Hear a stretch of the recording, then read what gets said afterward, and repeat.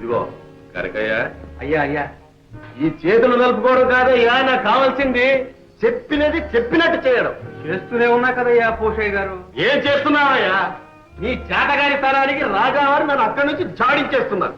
అయ్యగారు గ్రామానికి అధికారులు, ఆటపడని మానవంతులు. రామరామ, ఈ రాంభద్ర లాభం లేదు కనకయ్య. ఇవాళకి డబ్బు పంపాలి. ఇవాళ కప్పమంత జమ కావాల్సిందే. బకాయిలు చిల్లికి ఇవ్వడానికి వీల్లేదు, అంతా వసూలు చేయాల్సిందే. చేయకపోతే మర్యాద చేస్తా, వస్తా. మన కత్తికి రెండు వైపులా పొదులు.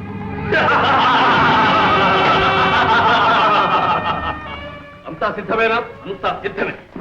పదండి.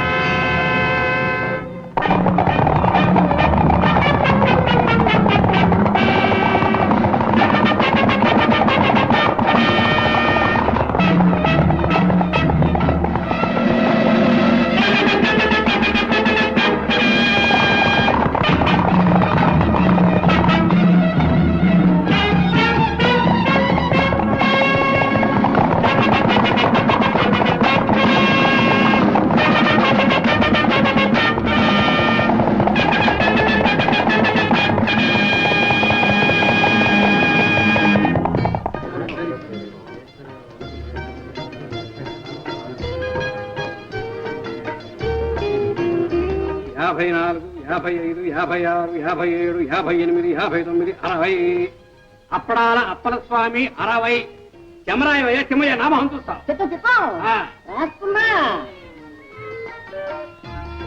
50. ఎలుకొట్టు యాకాంబరం 50.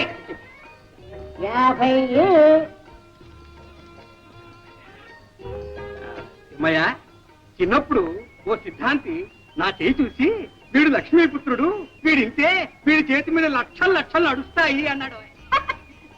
అలాగే నడుస్తున్నాయిగా. నడుస్తున్నాయి. సరాసరి దివాణం బొక్కసంలోకి నడుస్తున్నాయి. వీడింతే. పచ్చి పులుసు పరంధామయ్య, గత బాకీ 30, ఈ ఏటికి 70, మొత్తం 100. ఇదిగో ఈ 50 జమ కట్టుకో కనకయ్య. ఏమిటి? చాలా ఇబ్బందుల్లో ఉన్నాం.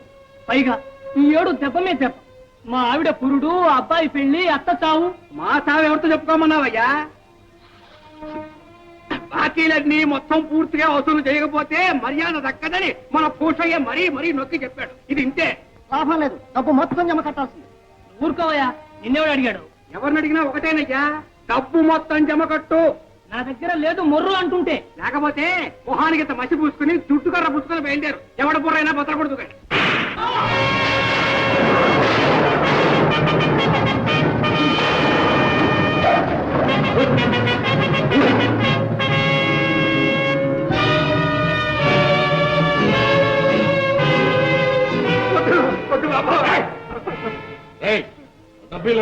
వద్దు బాబు, నా ఉద్యోగం పోతుంది బాబు.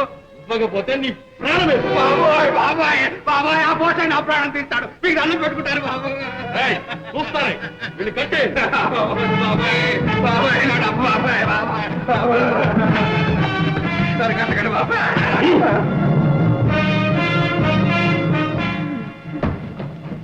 ఒరే బాబు, కట్టేలేదో కాస్త గట్టిగా బిగించి కట్టండిరా, లేకపోతే ఆ పోసే వీరుకు ఆ డబ్బు నేనే ఎత్తుపోయినంటాడు. తింటే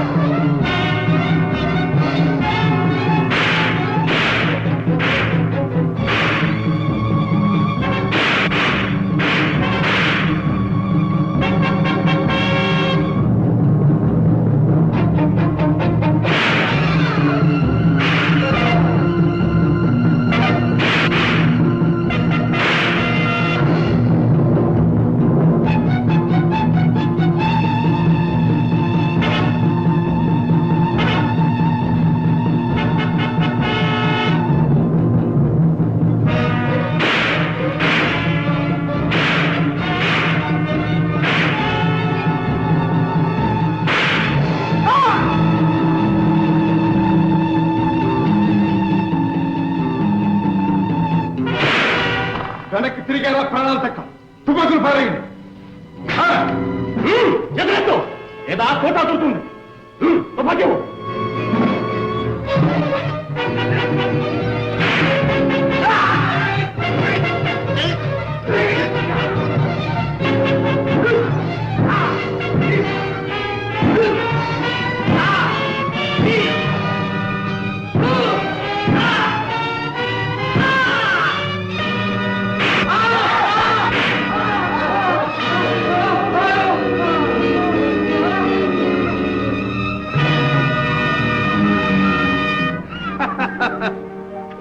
జయం మనదే.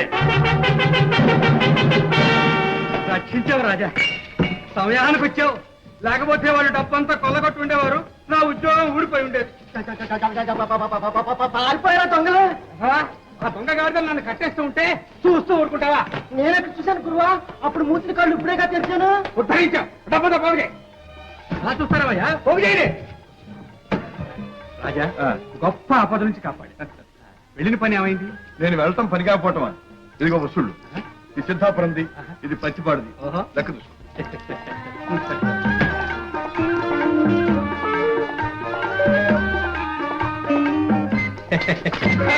ఇంకా ఈ పోడల పాటు పోలేదన్నమాట. నీ పుణ్యం ఉంటున్నాడు నడిపించమ్మా. ఉండు, మీ ఆవిడతో చెప్పి మరి ఇస్తాను. అమ్మమ్మ, నా ప్రాణాలు తోడేస్తుంది. రాజా రాజా రాజా, నా పొడి డబ్బి రాజా. డబ్బు జాగ్రత్త.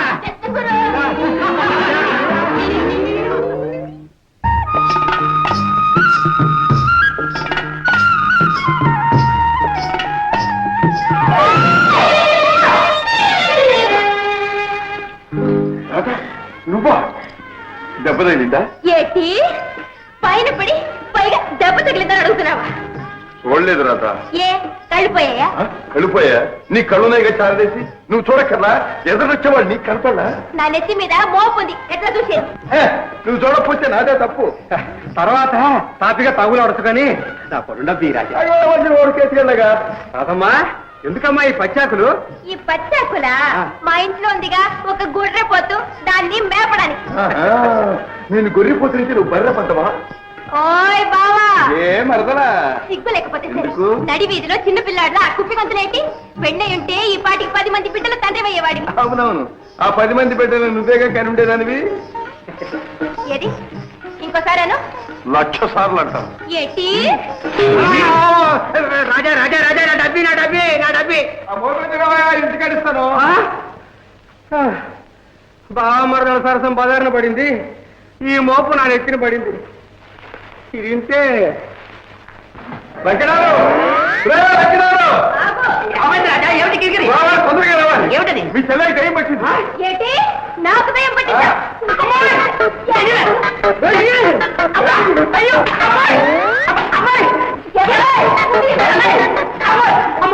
ఏమిటమ్మా, నీకు నిజంగా కిరికిరి పట్టిందా ఏమిటి? అడుగు, ఆ సంగతి అతగాడిని అడుగు. ఏమిటి కిరికిరి? ఏముంది?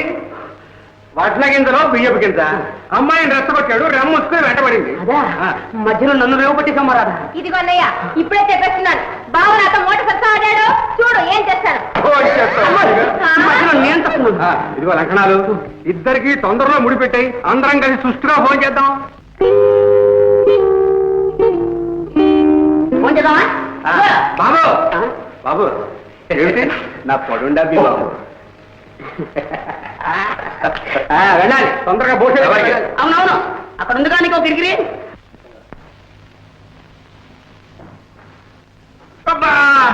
మోటు మీద ఇంకా గట్టిగా బిగిస్తావేరా? నొప్పెట్టిందా బాబు? రే కొండయ్య, ఇది తుపాకీ దెబ్బని ఎక్కడైనా చెప్పగలవు, జాగ్రత్త. చెప్తానా? అయ్యగారి ప్రాణాలకి నా ప్రాణం అడ్డం కాదు. ఏం లాభంరా, బ్రహ్మాండమైన అవకాశం చేజారిపోయింది. రాజాగారి రాకపోయి ఉంటే వచ్చిన వాడు అయ్యగారిని తుపాకీతో కాల్చాలా? చేతికి తగిలింది, అదే గుండెకి తగిలింటే. అయ్యా కనక చూస్తున్నాడు. నమస్కారం బాబు. రా కనుక. ఇవాళ ఒక పెద్ద గడ్డం గడిచింది. మా ఆవిడ తాడి గట్టింది, లేకపోతే మీ మొహం చూసేవాడే కాదు. అదేమిటి? ముష్టి ఎడవా, మూల నష్టం ఎడవా, మర్చిపోయిందా? వాడికి తోడు గుంటలక్కడ గుంట ఒకటి. ఎవరయ్యా? దోపుడు తగలాయా? అమ్మా, ముఖానికి గుడ్డలు కప్పుకుంటే నేనా దడుస్తాను, పైగా తుపాకులతో వచ్చి పడ్డారు. దెబ్బతో నేను ముచ్చిపోయాను. దివాణం డబ్బుతో తుపాడానికి వచ్చారు గాడిది కొడుకులు. వాళ్ళను చూసి జనం చల్లా చెదరై పారిపోయారు. నేను నా ముందు డబ్బు సంచులు మిగిలిపోయాం. దోచుకుపోయేవారే కానీ ఈ కనకయ్య ముందా కుయ్యలు. ఇదిగో ఎక్కడి నుంచి వచ్చిందో ఆవేశం కానీ ఆంజనేయుల్లాగా ఎగిరి ఒక్క పోతున్నాడు. పొట్టలో ఒక్క పొడి, గోపు మీద ఒక గుంపు, నడి మీద ఒక తాపు, ప్రాణాలు తీసేస్తాను రగ్గాడిది కొడకల్లారా అన్నాను. ఆ దెబ్బతో భూషయ్య గారు అదే పరుగు అదే పరుగు అదే పరుగు తిరిగి చూస్తే తిమ్మడితోడు. నేను నిద్రపోయాను అంతే. ఇది ఇంతే. ఏమిటిదంతా? ఏముంది, నృత్యం గానం వినోదం ఎంతో శ్రమపడి తమ్ములు గారి కాలక్షేపానికని ఏర్పాటు చేశాం పెద్దమ్మా. అవునమ్మా. వయసులో పెద్దవాడిని నువ్వే చిరంజీవిని పెడదారులు పట్టిస్తున్నావా? అదే లేదు లేదు పెద్దమ్మా, గండికోట ప్రభువులు కళాపోషకులని తమ్ములు గారికి ఇవంటే చాలా ఇష్టమని. అవునమ్మా, వాళ్ళని మనం ఆదరించకపోతే మరెవాళ్ళు ఆదరిస్తారు? వాళ్ళ బ్రతుకులు ఏం కావాలి? బాగుంది, చాలా బాగుంది. ప్రతాప్, ఇంకా మీదట ఇలాంటి కాలక్షేపాలు జరగటానికి వీల్లేదు, తెలిసిందా? అలాగే పెద్దమ్మా, అలాగేమ్మా. అమ్మా నాయన జయంత్, నేడో రేపో నీ భుజస్కంధాలపై గండికోట రాజ్యభారం పడబోతుంది. నువ్వు ఇలాంటి వ్యసనాలలో మునిగితే రాజ్య రక్షణ ఏం చేస్తావు, ప్రజాక్షేమం ఏం చూస్తావు? చిన్నతనం, బాధ్యత మీదబడిన తరువాత ఇలాంటి పొరపాట్లు జరగవమ్మా. ఆ నమ్మకం నాకు ఉంది మంత్రి గారు. నాయన జయంత్, అమ్మా మన గండికోట వంశానికి మచ్చ తీసుకురావద్దు. కన్న తల్లి, కట్టుకున్న భార్య, పాలిత ప్రజ గర్వంతో ప్రేమించే ఆదర్శమూర్తులు మన గండికోట ప్రభువులు, తెలుసా? తెలుసమ్మా. ఇంత రాత్రైనా విలాస మందిరంలో వినోదిస్తూ కాలం గడపటం వివేకం కలవారు చేసే పని కాదు నాయన. పెళ్ళి లలిత నీ కోసం మందిరంలో ఎదురు చూస్తుంటుంది. పెళ్ళి. అలాగేనమ్మా. మంత్రి గారు, చిత్తం. ఇక మనం జాగు చేయటం మంచిది కాదు. వెంటనే చిరంజీవికి పట్టాభిషేకానికి ఏర్పాట్లు చేయించాలి. అదే సరి అయిన ఆలోచన. అందుకు తగిన ఏర్పాట్లు చేద్దాం. మంచిది.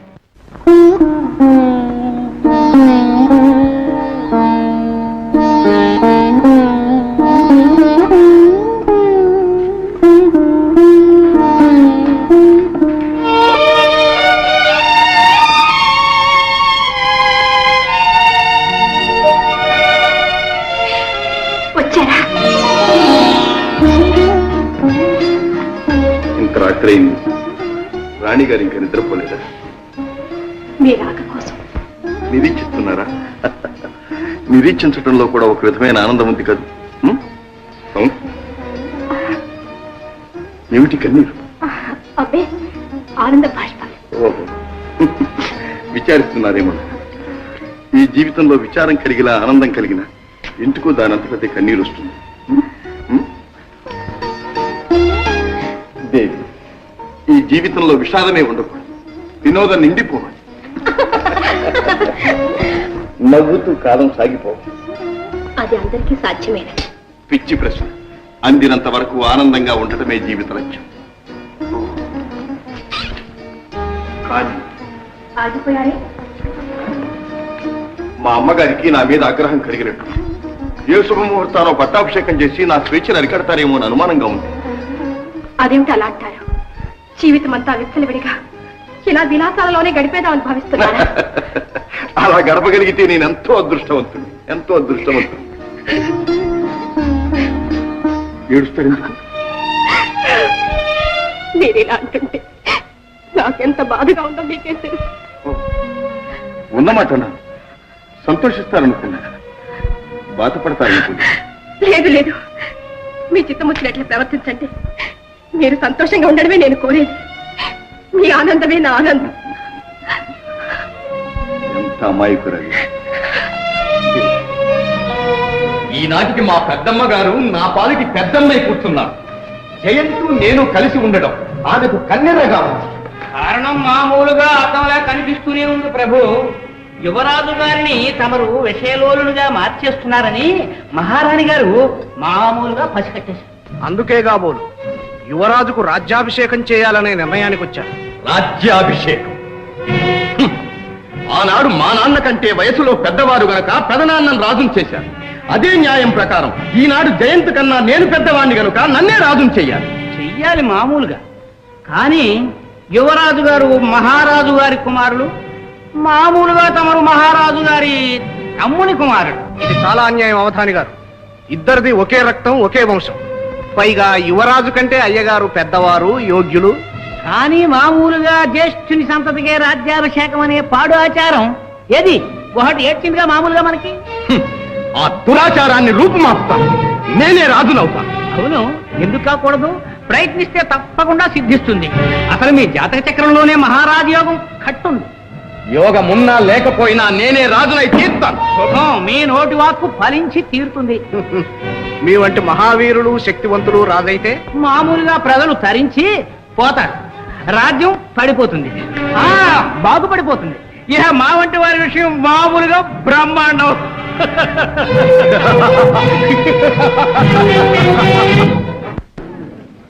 అయ్యా, ఉగాది ఉత్సవాల సందర్భంలో ఇక్కడ చెడుగుడు పోటీ జరగబోతోంది. ఇది మన గ్రామాధికారి భూషయ్య గారి తట్టు. ఇదంతే గండభేరుండ తట్టు. దీంతో పోటీ చేయదలుచుకున్న వాళ్ళు ముందుకు రావచ్చు. మా జట్టు ఉంది. మీ జట్టు పేరు? గజబిడి తట్టు, ఇది ఉడుం పట్టు తట్టు. రాజా, భూషయ్య జట్టు సంగతి నీకు తెలుసు. అందరూ మెలికలు తిరిగిన ఆటగాళ్ళు. వాళ్ళతో పోటీ పడి అవమానం పాలవుతారు. మాది రామదండు జట్టు. గోదావరి దిగమనండి, అప్పుడు తెలుస్తుంది.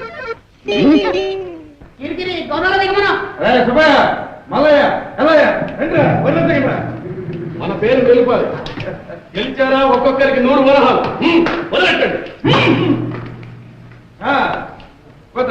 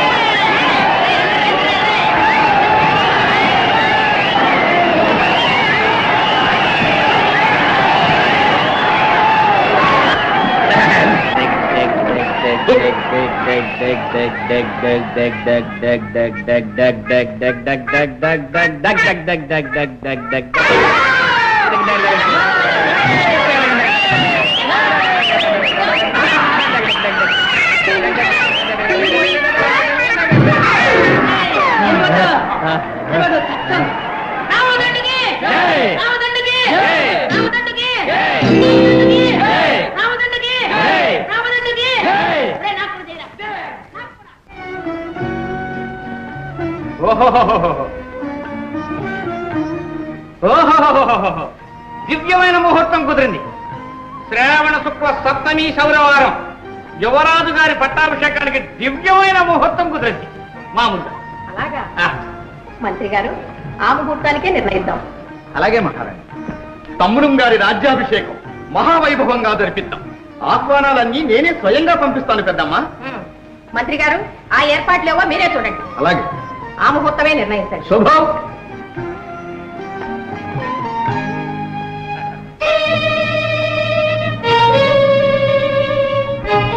అల్లుడు వచ్చేదాకా అమావాస్య ఆగదు. ఆలోచిస్తూ కూర్చుంటే యువరాజు గారి పట్టాభిషేకం మామూలుగా జరిగిపోతుంది. దానికి ఇంకా వ్యవధి ఉందిగా. ఈలోగా ఆ అవకాశం మనం ఉపయోగించుకుందాం. ఏం చేయమంటారు? యువరాజు పట్టాభిషేకం ఘనంగా చెయ్యాలి అనే సాకుతో పన్నులు విధించి ప్రజల నుంచి ధనం వసూలు చేద్దాం. పన్నులు కట్టలేక ప్రజలు సతమతమైపోవాలి. తమ కష్టాలకు కారకుడు యువరాజే అని భావించాలి. ఈ కర్కోటకుడు ప్రభు అయితే దేశం అల్లాడిపోతుంది అని హడలిపోవాలి. ప్రతాపరుద్రదేవులే రాజైతే ఎంత ఇదిగా ఉండేదోననేటువంటి భయం భయం కాదు, భావం జనంలో కలగాలి. అవును, ఆ భావనే కలగాలి. తమరు నిశ్చింతగా ఉండండి ప్రభు. యువరాజు పేరున రాజ్యంలో నిరంకుశత్వం విలేతాండం చేయించే భారం నాది. తమ మీద ప్రజలకు వల్లమాలిన అభిమానం మామూలుగా కలిగించే బాధ్యత నాది. వసూలు చేసిన పైకాన్ని ముడుపు గట్టి మీ ముందు పెడతాం. మమ్మల్ని మామూలుగా మాత్రం మర్చిపోకండి. ప్రభు, ఈ క్రొత్త పన్నులకి యువరాజు గారి ఆమోదముద్ర కూడా ఉంటే అదెంతసేపు అరక్షణం. అనలంగారా, రండి రండి. మన పట్టాభిషేకం విన్నాం. కానీ తమ్ములం గారు, జన్మానికి ఒకే ఒక పట్టాభిషేకం. అవునవును. అది ఎంత దివ్యంగా జరగాలి. ఆ ఉత్సవాన్ని కళ్ళారా చూడాలని మన ప్రజలు ఉవ్విళ్ళూరిపోతున్నారు. బ్రహ్మాండంగా జరిపించు. కానీ చాలా ఖర్చు అవుతుంది. ఎంతైనా పర్వాలేదు. అమ్మగారిని అడిగి ఎందుకు? మేమిస్తామని ఆనందంతో ప్రజలు ముందు కురుకుతుంటే మన కోశాగారంలో నుంచి ఎందుకు ఖర్చు చేయాలి తమ్ముడు గారు? అహో, మా ప్రజలకు మా మీద ఎంత అభిమానం. అయితే వెంటనే వసూలు చేయండి. మరి ఈ పత్రం మీద మీ ఆమోద ముద్ర వేస్తాం.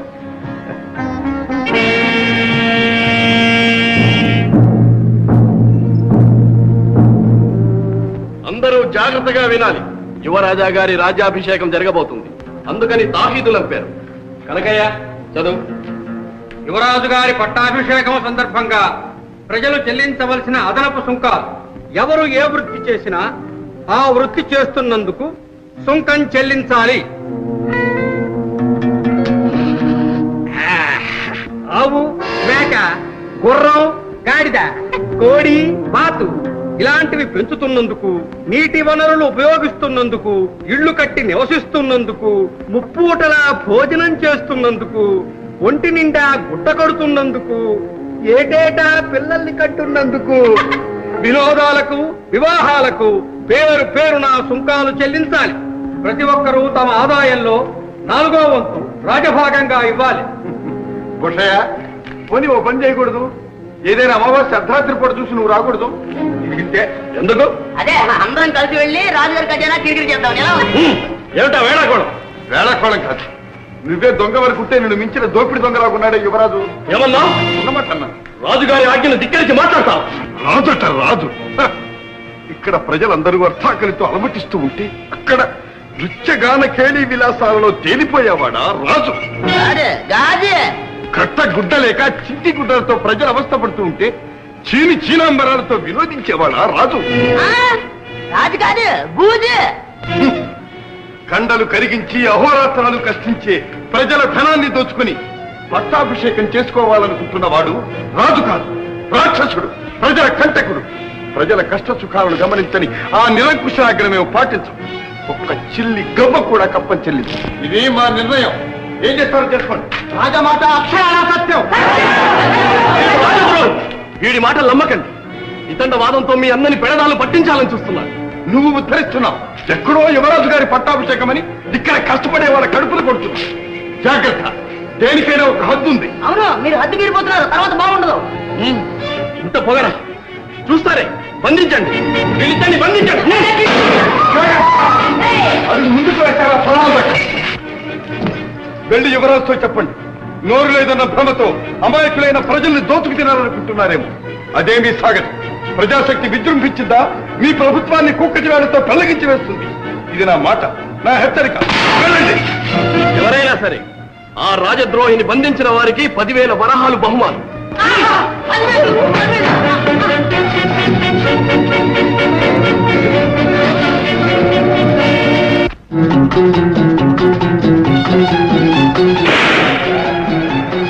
అడుగు ముందుకు వేస్తారా? జాగ్రత్త, వచ్చిందని వెనక్కి వెళ్ళండి. రాజా, ఇంతమందిని ఎదుర్కొంటే నీ ఒక్కడి తరం కాదు, మర్యాదగా లొంగిపో. ప్రాణాలతో లొంగిపోతున్నా. మీలో మానవత్వం లేదు. మీకోసం ప్రభుత్వంతో పోట్లాడుతున్న సాటి గ్రామస్తుణ్ణి పట్టి అప్పగిస్తారా? మానవత్వం మరవరాలంటూ కూర్చుంటే 10,000 ఎట్టా వస్తాయి? లొంగిపో. ప్రాణాలతో లొంగితే కల్లా ఉన్న 2 పట్టుకోండి.